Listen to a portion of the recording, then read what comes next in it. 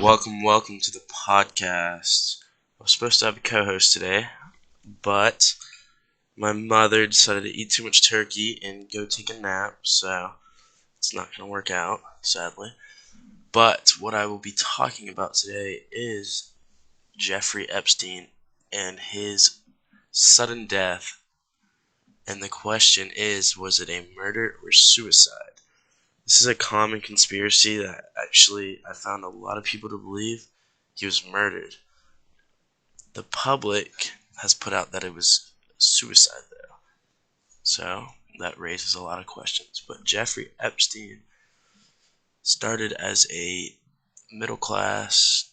He grew up middle class, didn't have much wealth, and was known to be very smart and amazing with his words, being able to manipulate almost anyone. So he got his first job as a teacher, but never graduated college. So he was said to have lied on his resume, saying he had a education, which was false.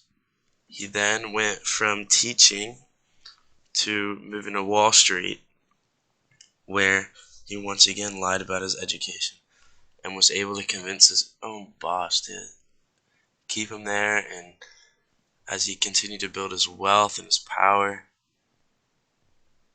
um, he built friends with higher ups such as Prince Andrew, Donald Trump, uh, Obama, like political powerhouses, along with other famous actors and athletes.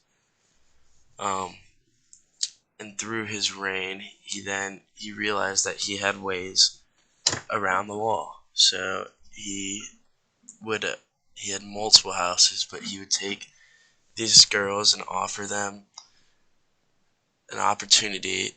In return, he would essentially rape them or abuse them, and then these powerful friends aren't proven to be involved in this, but that's a whole other conspiracy that they were involved. They were seen on these houses with them, seen at the islands, and these houses in the island always had young girls around.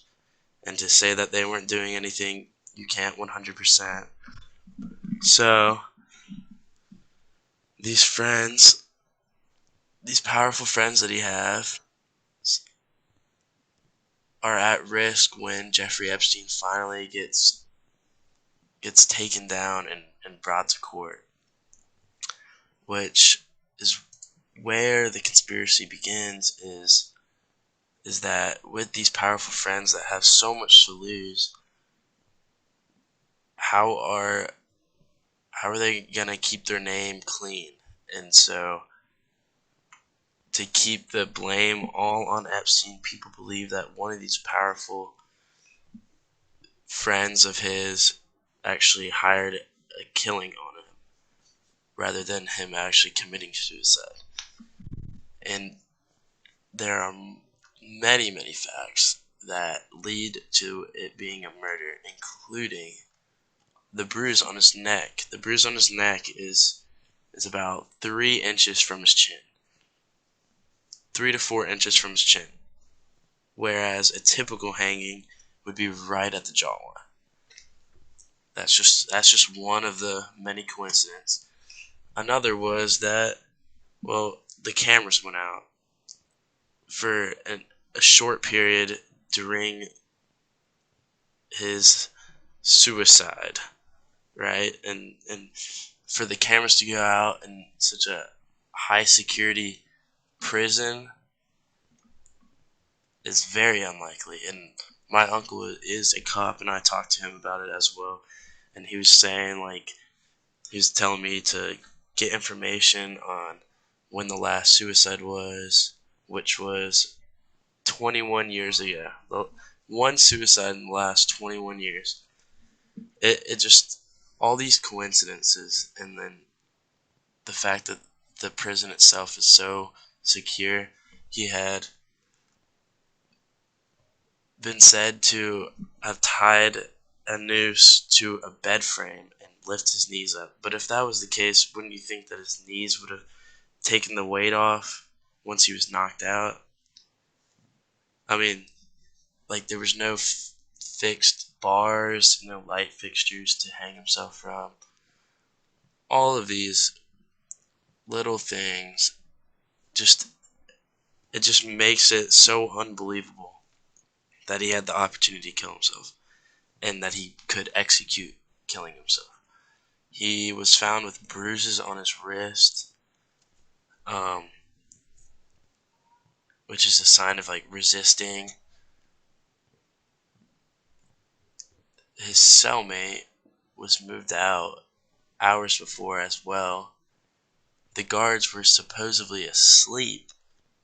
That's their excuse. And just like all of these little things just don't add up, and so maybe if just the guards fell asleep and he committed suicide because they weren't watching the cameras, but it was as far as the cameras were off and they fell asleep, and he has bruises on his arm, and the neck bruise does not line up with the typical neck bruise. He also broke 3 bones in his jaw rather than the typical one, and that's just another thing that doesn't add up. And forensic analysis have gone public about their opinion on it and how they don't agree with the decision, but yet there's still no investigation on it. In the end, I still think he was murdered. Suicide is possible, but it's not likely. And the sad part is this all happened the day before his hearing in court, where the victims had the opportunity to confront him and tell him what he did to them, even though he probably wouldn't have remembered him, but it would have cleared their chest a little bit, and they did not get the justice that was deserved. And that is the sad part at the end of the day.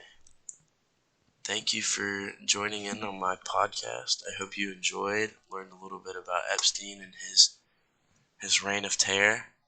I hope you guys have a good evening, morning, wherever you're listening to this. Thank you.